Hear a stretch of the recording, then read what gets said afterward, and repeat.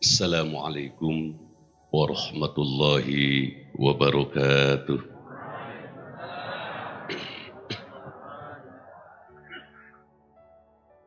Alhamdulillahi rabbil alamin.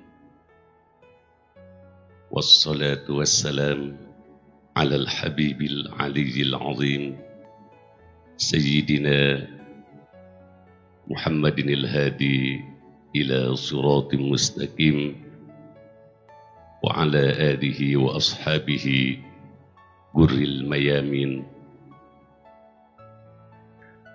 Amma ba'du, ahbab Rasulillah sallallahu alaihi wasallam, salamun alaikum.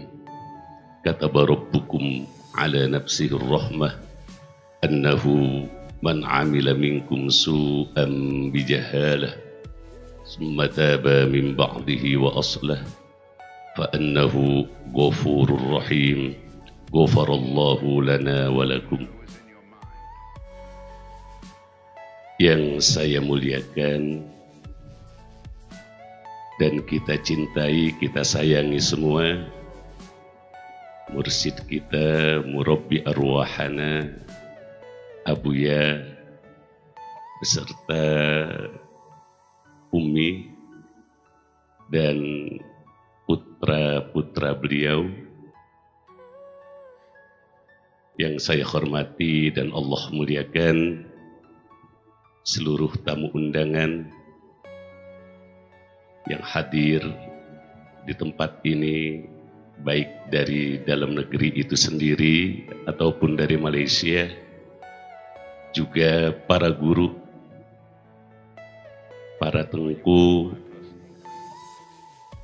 MPTT keseluruhan, tak lupa juga seluruh pengurus, terlebih Ketua MPTTI Pusat dan Wali Nangro Jakarta dan yang lainnya, hadirin hadirat kaum muslimin muslimat yang dimuliakan Allah Subhanahu wa Ta'ala.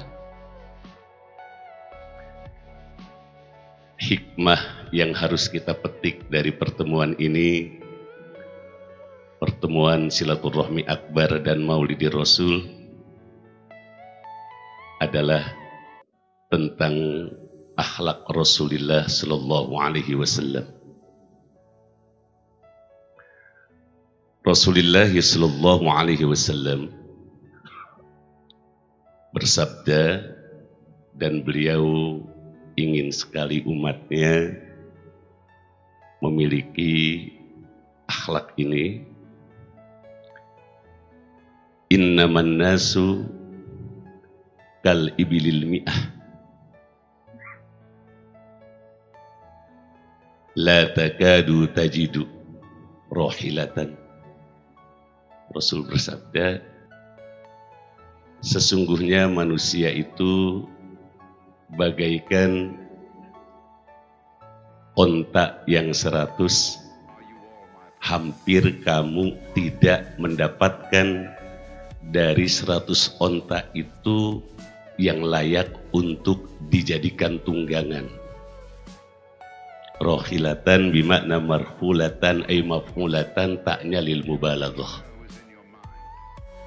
Umatku memang banyak, tapi yang bisa memikul beban, membimbing, membawa orang lain kepada jalan Allah sampai selamat masuk ke pintu surga dan mendapatkan ridho Allah itu sedikit. Bagaikan orang yang memiliki 100 onta, tatkala akan dia pakai, ternyata satu pun tidak ada yang layak untuk dibawa bepergian jauh dan memikul beban yang banyak. Bagaikan orang yang punya 100 kendaraan, tatkala dia akan berangkat, setelah diteliti, ternyata satu pun tidak ada yang bisa untuk dibawa bepergian jauh dan membawa beban yang berat. Maka dari hadis ini Imam An-Nawawi menerangkan Yang satu ini adalah al-kamil al-awsaf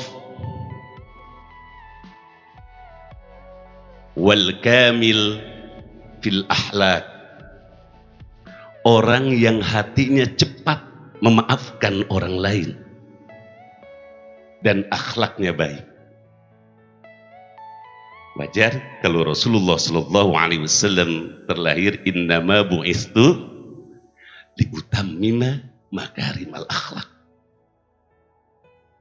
Pinter aja ndak cukup.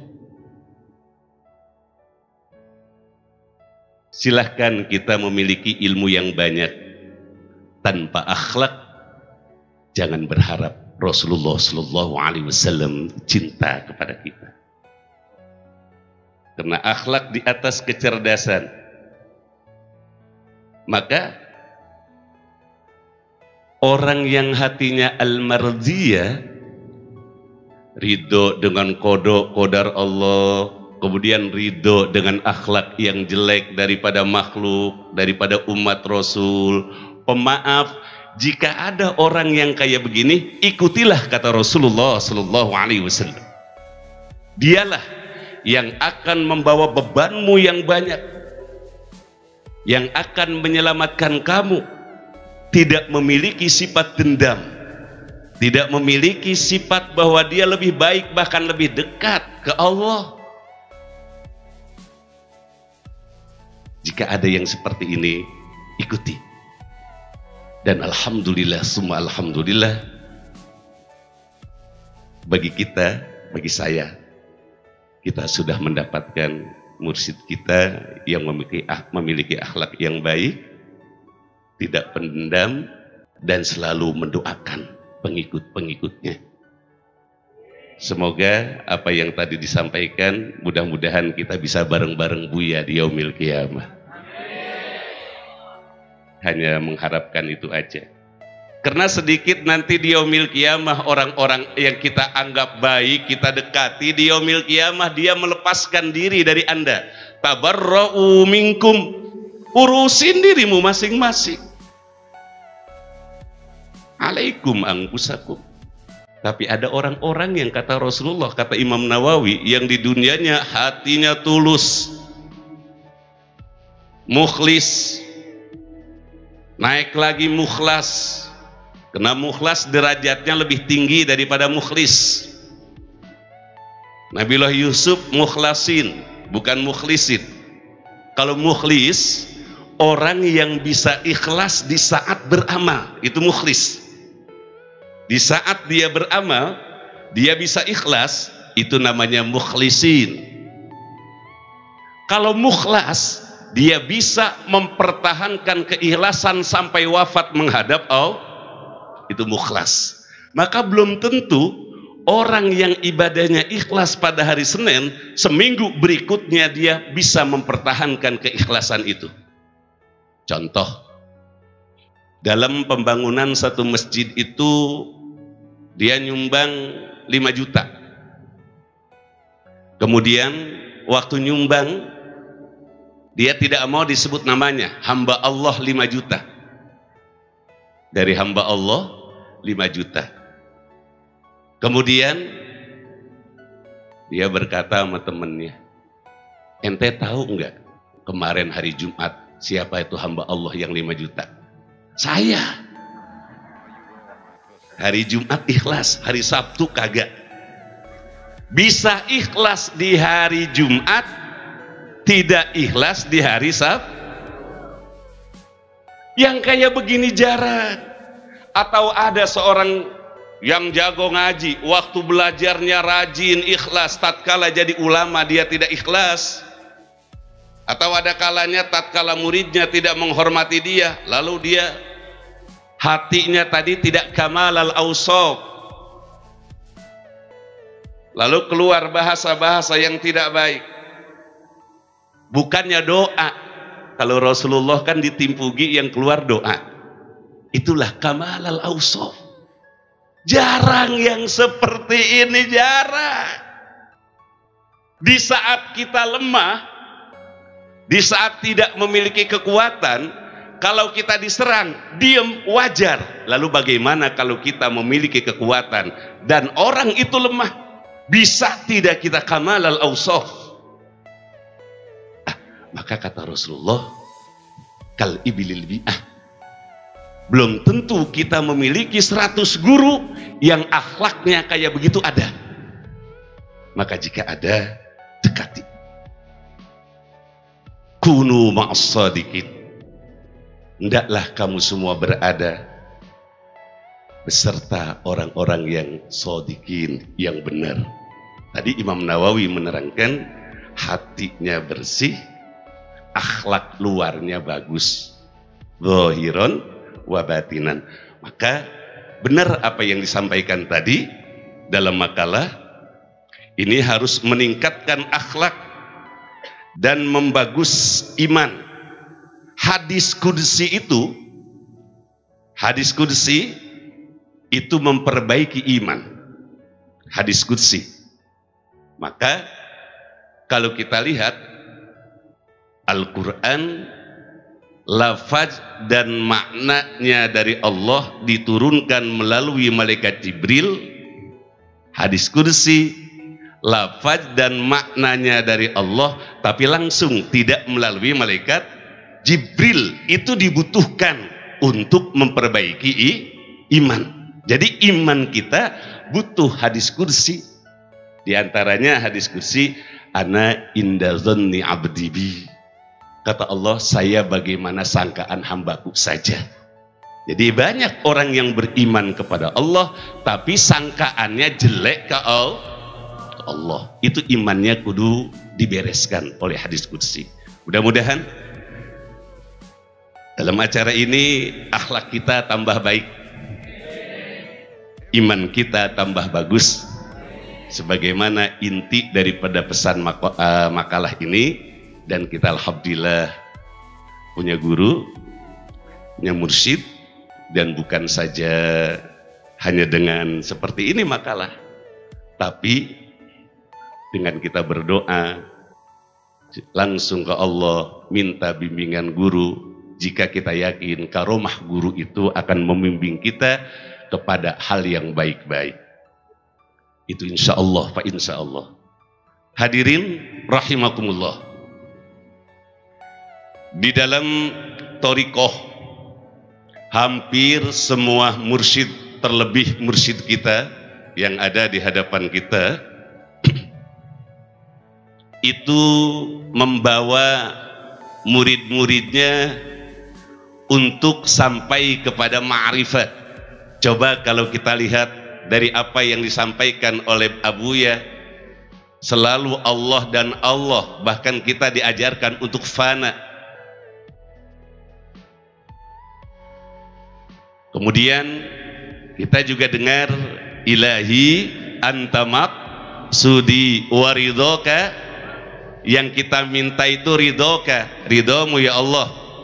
A'tini mahab bataka wa ma', cintamu dan ma'rifat kepadamu, mahabbah, ridho, ma'rifat. 3 perkara inilah yang disebut dengan ma'aliyal umur.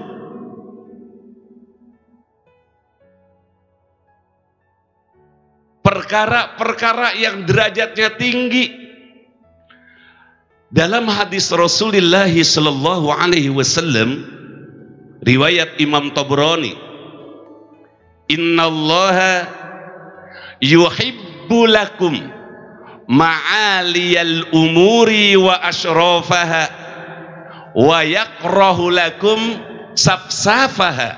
Rawahu Tabrani. Sesungguhnya Allah subhanahu wa ta'ala mencintai kamu, kata Rasulullah, ma'aliyal umur, perkara-perkara yang tinggi derajatnya, wa ashrafaha, dan perkara-perkara yang mulia. Perkara yang mulia, cita-cita yang tinggi, ya tadi minta ridho Allah, minta ma'rifat, yang di akhir zaman ini akan banyak ditinggalkan oleh manusia. oleh umat Rasul. Umat Rasul di akhir zaman jarang yang meminta ma'rifat, jarang yang meminta ridho Allah. Kebanyakan mereka meminta hal-hal duniawi. Ini untuk memperbaiki iman. Maka jika saja tidak ada thariqah sedunia, bayangkan orang semuanya mengadahkan tangan hanya meminta atina fid dunya wa ma lahum fil akhirati min khalaq. Hanya minta dunia, akhiratnya dia akan rugi.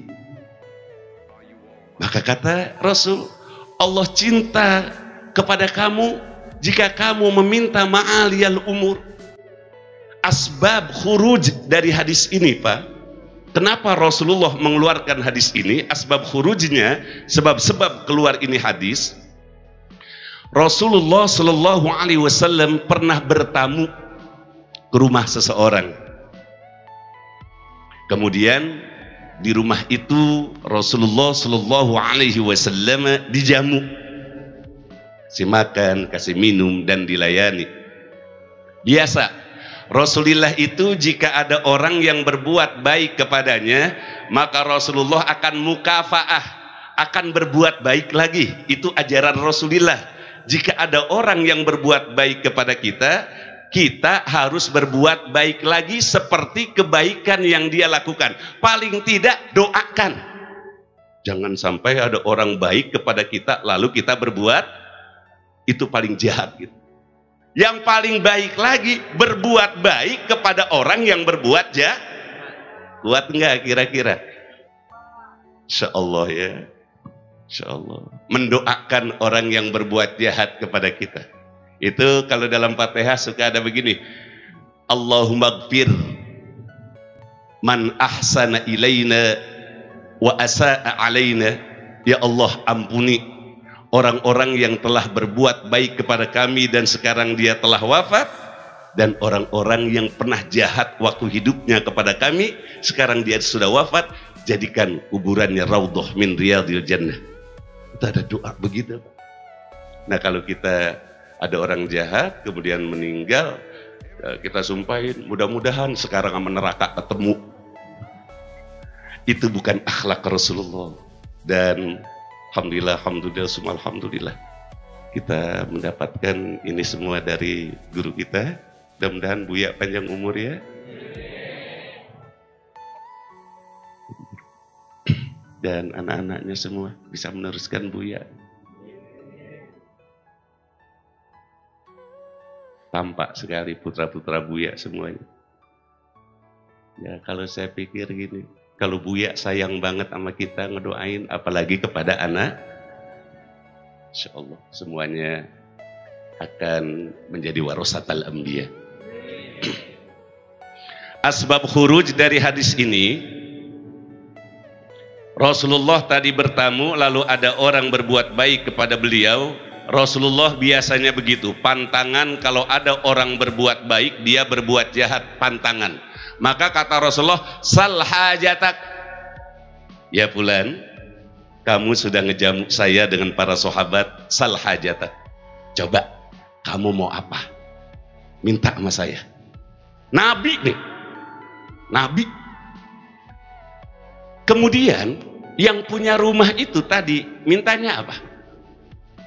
Mintanya ibilun narkabuha wa a'jujun yahlibuha ahli. Ya Rasul, saya minta ibilun, onta, narkabuha, untuk jadi tunggangan kami, keluarga kami. Mintanya onta. Yang kedua, wa a'nujun yahlibuha ahli, saya minta kambing yang bisa diperes susunya. Sama Rasul dikasih enggak? Dikasih. Tapi kata Rasul begini, a'ajajtum antakunu misla ajuji Bani Israel. Apakah kamu tidak mampu seperti nenek-nenek yang hidup di zaman Bani Israel? Di saat dia minta kepada nabinya bukan meminta dunia. Qalu Sahabat berkata semuanya, wa ma ajuju bani Israil ya Rasulullah. Ada kejadian apa dengan nenek-nenek di zaman Bani Israil ya Rasul? Kata Rasul, dulu tatkala Nabi Musa akan meninggalkan Mesir karena diperangi oleh Firaun, Nabi Musa itu tinggal di Mesir dari kecil itu 30 tahun awalnya. Kemudian setelah dia menabok orang Mesir, dia tinggalkan Mesir, pindah ke Yaman 10 tahun, berarti 40 tahun. Lalu oleh Allah Subhanahu wa Ta'ala, Nabi Musa diperintahkan dakwah lagi ke Fir'aun, balik lagi selama 30 tahun. Berarti 60 tahun Nabi Musa di Mesir, 10 tahun di Madian. Itu Fir'aun sama sekali tidak menerima ajaran Nabi Musa. Akhirnya Nabiullah Musa alaihi salatu wassalam diperintahkan oleh Allah untuk meninggalkan Mesir. Innakum muttaba'un fasri bi ibadi. Ya Musa, keluar dari Mesir malam-malam. Isra itu perjalanan malam. Waktu itu pada bulan purnama. Tapi awas Musa, innakum muttaba'un, ntar kamu akan dikejar. Sudah tinggalkan Mesir. Nanti kamu akan dikejar oleh Firaun, tapi larinya itu jangan ke kiri. Coba kalau ke kiri dari Mesir itu berarti menujunya ke Syam. Larinya ke kanan. Sementara ke kanan itu Kulzum, Laut Merah. Itu kan nggak masuk akal ya. Kemudian Nabi Musa alaihi salatu wassalam tatkala ingin meninggalkan kota Mesir, jalan yang ditunjuk oleh Allah Subhanahu wa Ta'ala itu nggak ketemu, gelap. Lalu ada ulama Bani Israil. Ulama Bani Israil berkata, ya Musa, dulu kami mendengar dari orang tua kami bahwa di saat Nabiullah Yusuf meninggal, jika orang-orang Bani Israil meninggalkan Mesir, sebab kalau di Mesir sukunya Kibtiyah, jika nanti orang-orang Bani Israil Yahudi meninggalkan Mesir, Nabiullah Yusuf pernah meminta supaya jasadnya dibawa, dikuburkan di Palestina. Kata Nabi Musa, jangan-jangan ini jalan nggak ketemu. Terus kata Nabi Musa, siapa yang tahu kuburan Nabiullah Yusuf? Ada ajujun, ada seorang nenek-nenek yang tua renta, dia tahu di mana kuburan Nabiullah Yusuf. Ya Musa, ayo kita datang. Lalu didatangi oleh Nabi Musa. Ya Ajuz, di mana kuburan Nabi Yusuf? Di mana Nabiullah Yusuf itu dipendam?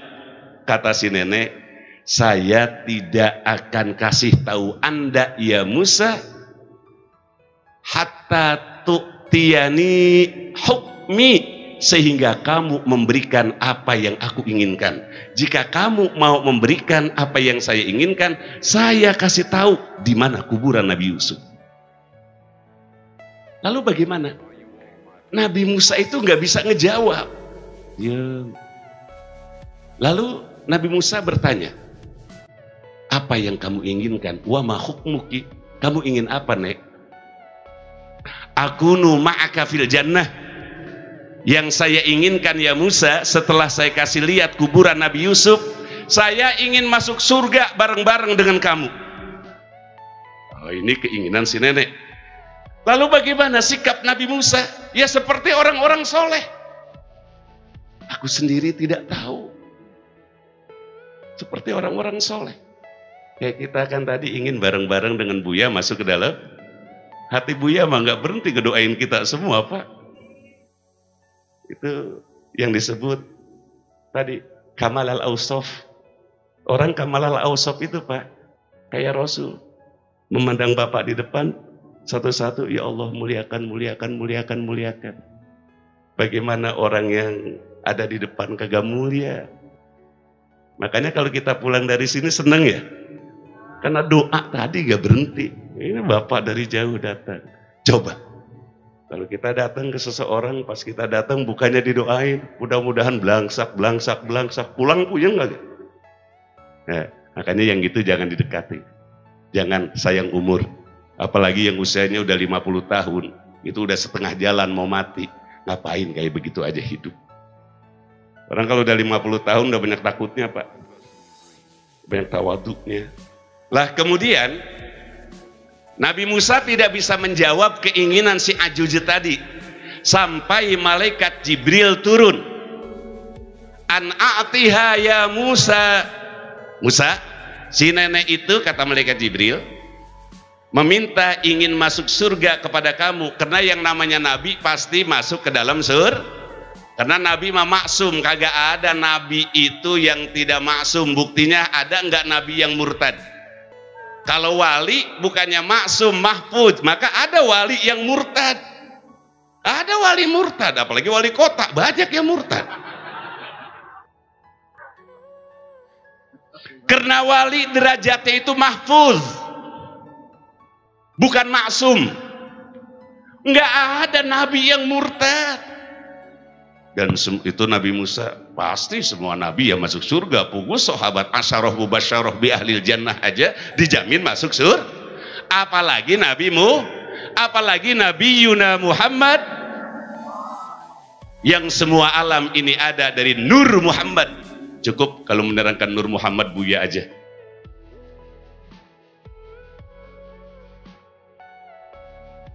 Hadirin rahimakumullah, saya tidak akan menerangkan Nur Muhammad dari hadis Jabir. Itu yang berhak menerangkan Abuya. Lalu bagaimana? Akhirnya Nabi Musa menyampaikan kepada si ibu tadi, si nenek tadi, ya nenek, Jibril baru saja turun bahwa engkau boleh masuk surga nanti bareng-bareng dengan saya. Nah, hubungannya dengan hadis Nabi Muhammad tadi, a'azaztum antakunu misla ajuzi bani Israel. Apakah kamu enggak bisa seperti nenek-nenek yang hidup di zaman Bani Israel setelah dia menunjukkan kuburan Nabi Yusuf? Yang dia pinta bukan dunia, yang dia pinta ingin masuk surga bareng-bareng dengan nabimu. Makanya buat orang Torikoh dunia itu udah selesai. Malu duduk 3 jam minta duit, muraqabah 5.000 Allahu Allah minta. Ada kata Rasulullah ma'aliyal umur, ma'rifat kepada Allah. Dunia makan kata Buya, orang kalau sudah ma'rifat nggak kudu minta, kerteg hati datang. Benar apa benar? Enakan begitu, mulut kagak ngomong datang, yang repot mulut udah besar kagak datang-datang. Karena hatinya tidak mengenal Allah. Nah hadirin rahimakumullah yang saya hormati dan Allah muliakan, hai orang Aceh, Abuya mengajak kita untuk hidup bahagia dunia dan akhirat. Yang kita minta sesuai dengan hadis Rasulullah, ma'aliyal umur, Rabbana atina fid dunya hasanah wa fil akhirati hasanah wa qina ada. Itu yang diajarkan kepada kita.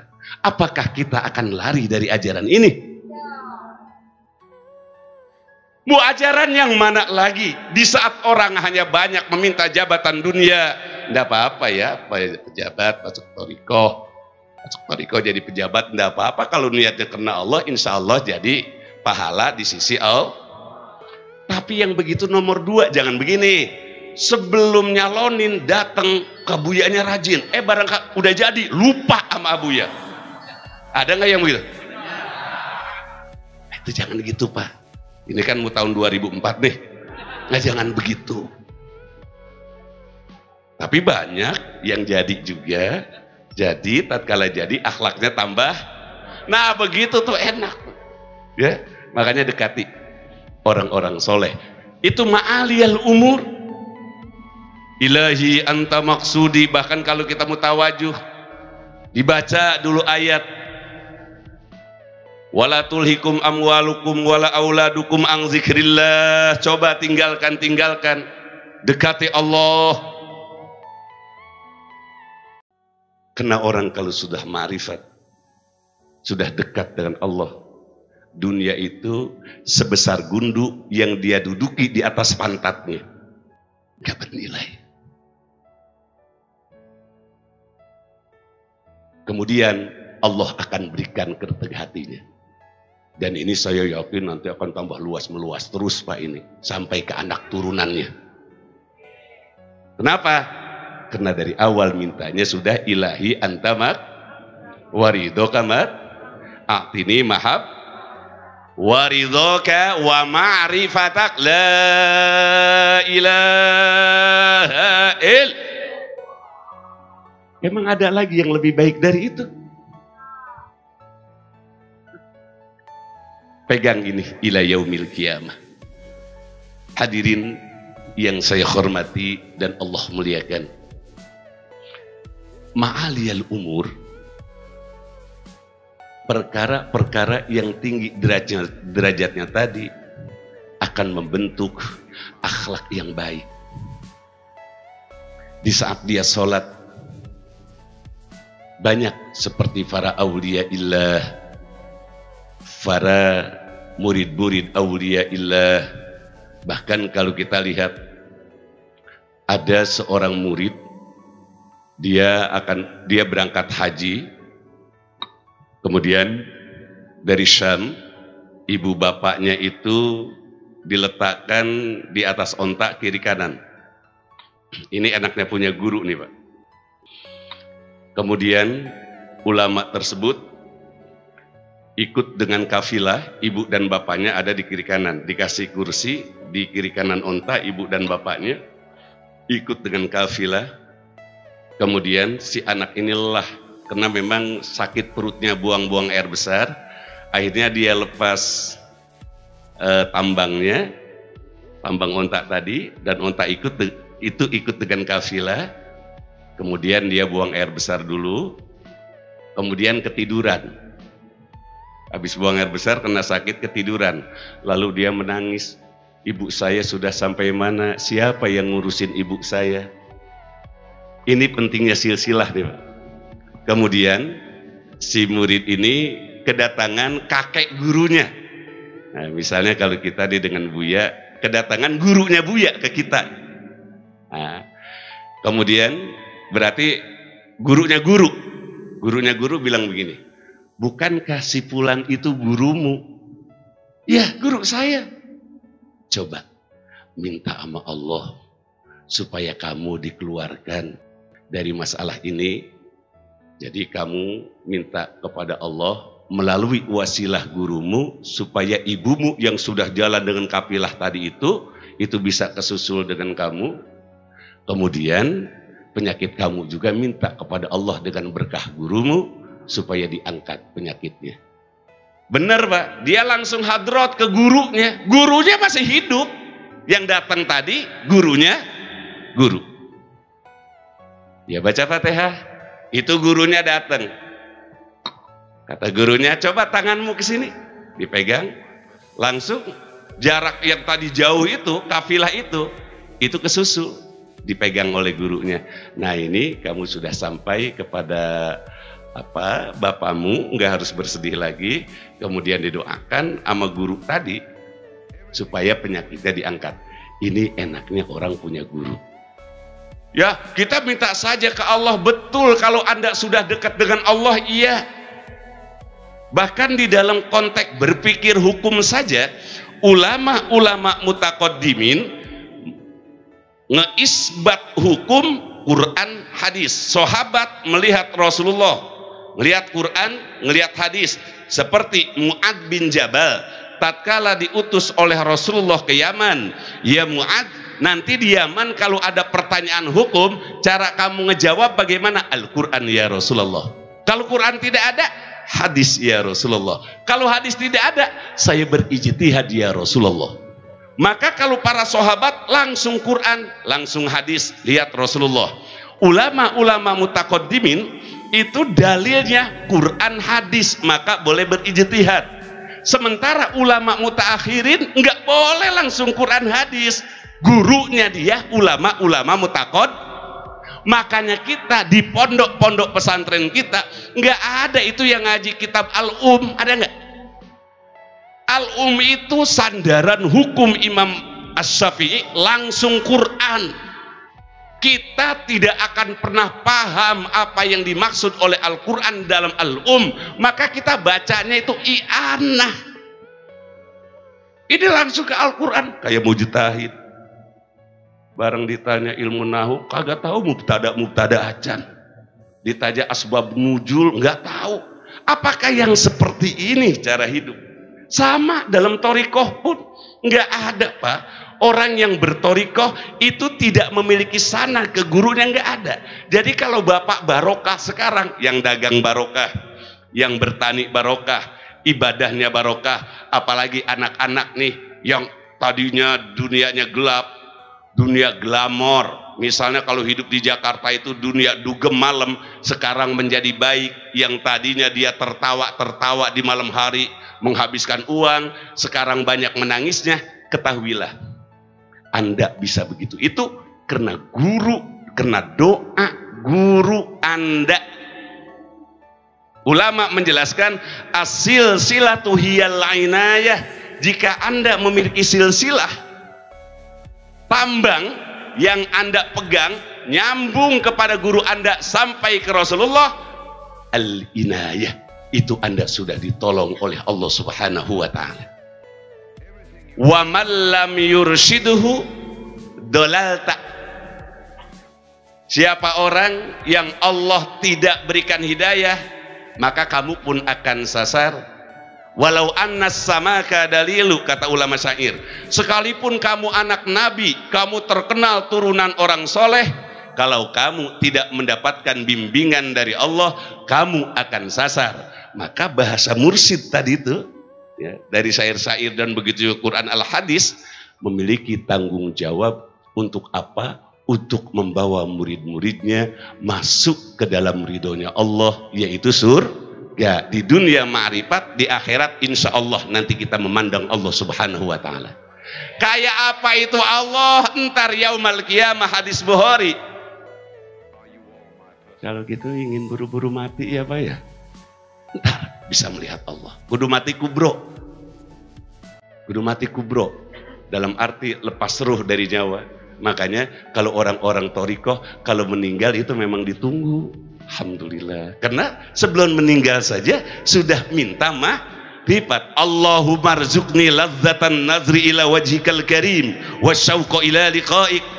Ya Allah, selagi saya hidup berikan kepada saya rizki memandang zatmu ya Allah, wasyauqa ila liqa'ik, dan rindu kepadamu ya Allah. Maka di saat mati dia tenang.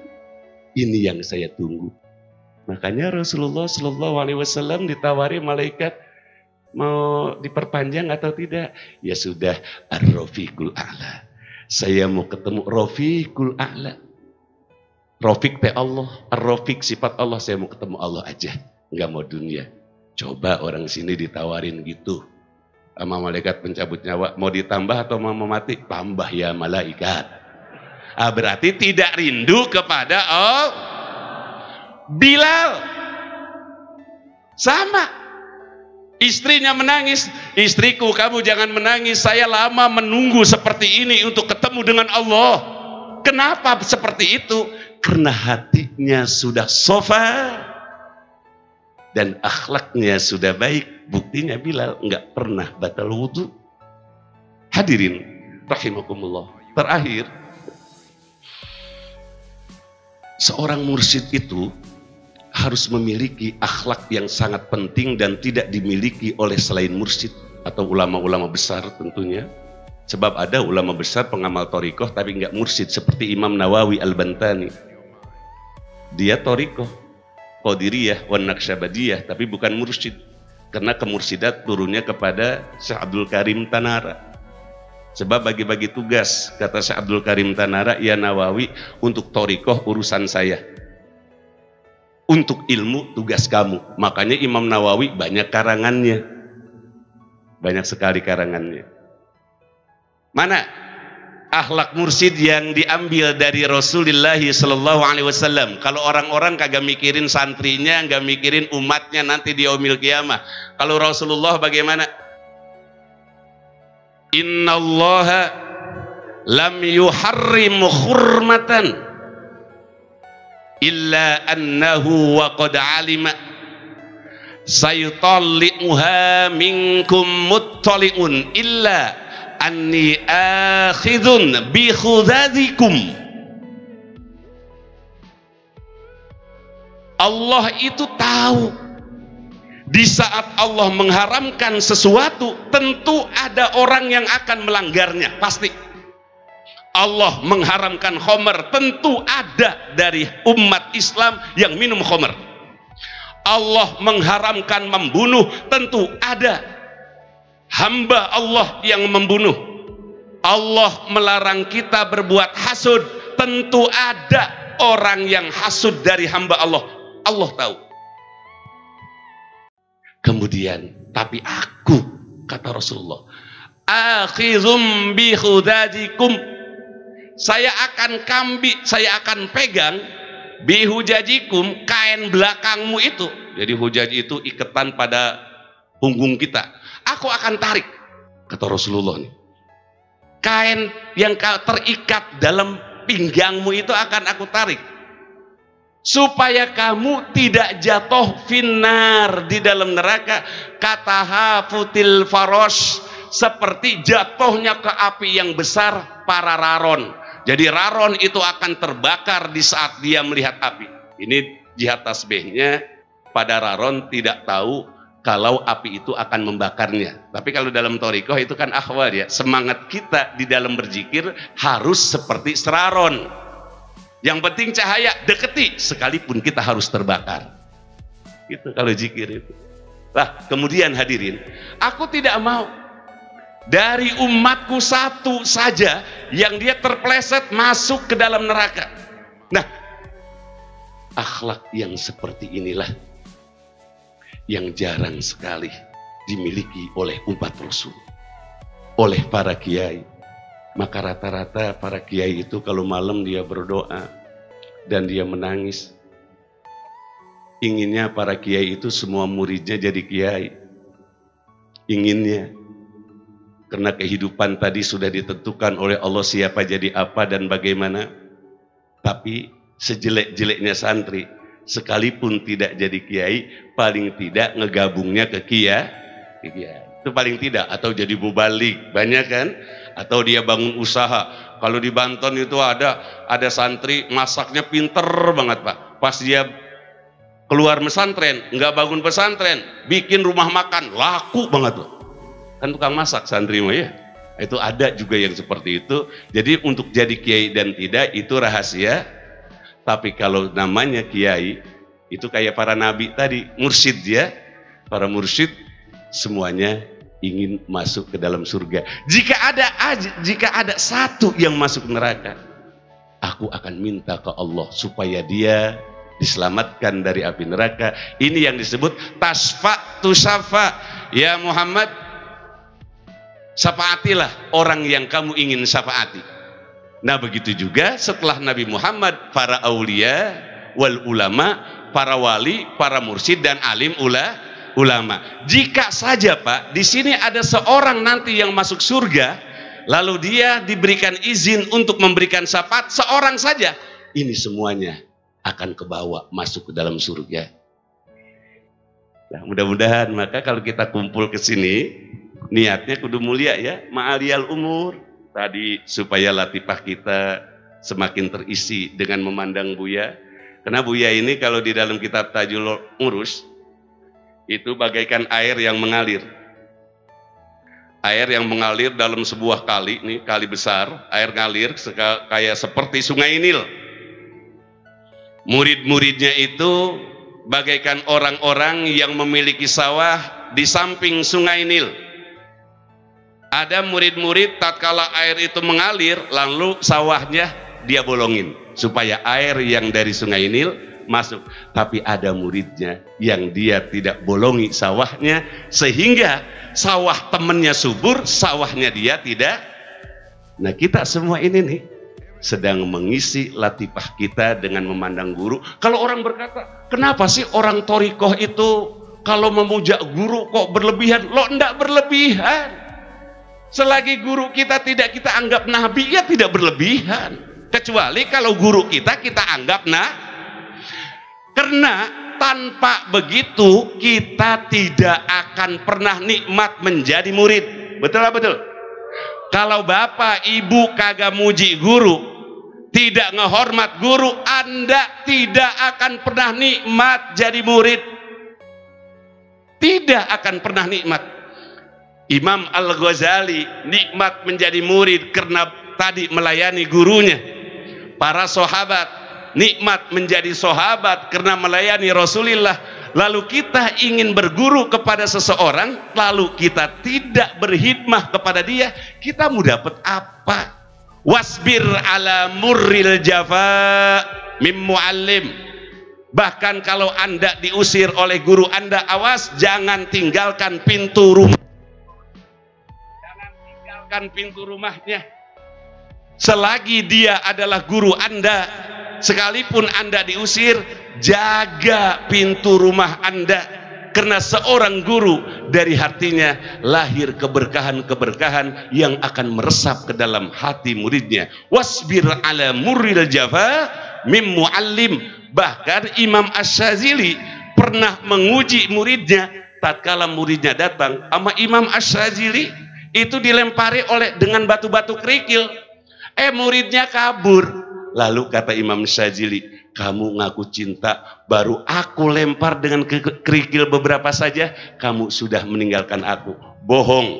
Kalau kamu juga ngaku cinta kepada Allah, lalu Allah timpugi kamu dengan musibah, dengan ujian, kamu menangis, kamu lari, cintamu kepada Allah bohong. Maka di saat kita diuji Allah, jangan lari dari pintu ridho Allah. Wala tabrahu an zikrillah, kata Syekh Abdul Qadir Jailani. Tahukah Anda, saya menjadi wali ini karena saya tidak pernah lari dari pintu ridho Allah. Sekalipun Allah menguji cobaan yang begitu besar kepada saya tetap duduk di atas sejadah saya ketok pintu rahmat Allah sehingga saya diangkat menjadi wali min auliyaillah.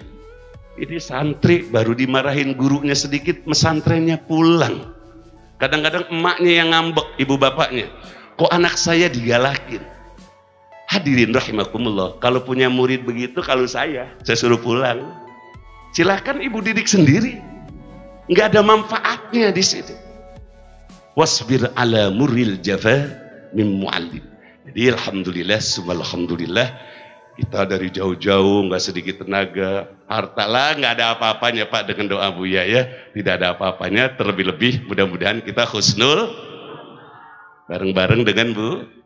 Kemudian kita bisa mengerti bahasan tauhid tasawuf yang begitu tinggi sekali, dan kita harus rajin bertanya kepada para guru-guru yang ahlinya supaya perjalanan kita menuju ma'rifat ini cepat wusulnya ke Allah dan cepat buahnya. Kalau kita bapaknya sudah ma'rifat, anak keturunan jangan dipikirin Pak, pasti barokah. Itu Quran. Abuhuma soliha, kalau bapak ibunya udah soleh, anaknya dijaga oleh Allah 7 turunan. Bapak nggak harus ninggalin harta yang banyak. Kalau bapak dan ibu udah soleh, itu anak yang jaga. Lah itu contohnya zaman Nabiullah Khidir alaihi salatu wassalam. Kenapa itu bokor emas dijaga? Karena bapaknya soleh, anaknya sih enggak, bapaknya yang soleh. Aku melihat bapaknya. Jadi kalau kita udah soleh, bapak jangan mikirin nanti anak saya bagaimana, jangan pikirin, Allah yang jaga. Tapi kalau kita tidak soleh, sekalipun harta banyak, jangan anak bapak dijaga, bapaknya sendiri tidak dijaga oleh Allah Subhanahu wa Ta'ala. Mudah-mudahan pertemuan ini menambah keyakinan kita kepada Allah Subhanahu wa Ta'ala, dan mudah-mudahan bisa cepat panak ya ajaran-ajaran Abuya, cepat kita minta ke Abuya semua, semoga apa yang Buya sampaikan ini langsung bisa kita amalkan ya, Ibu Bapak ya. Dan intinya, sekalipun kita bukan orang soleh, katakan, saya bukan orang soleh ya Allah, tapi saya punya guru soleh. Allah enggak ngelihat kitanya, Allah ngelihat guru kita. As-silsilah hiyal inayah. Tali tambang perguruan itu pertolongan dari. Ciri Allah telah menolong kita semua, cinta kepada kita, kita memiliki tambang keguruan, langsung nyambung ke Rasul. Alhamdulillah. Itu saja, mudah-mudahan ada manfaatnya. Mohon maaf atas segala kekurangan dan kealfaan. Assalamualaikum warahmatullahi wabarakatuh.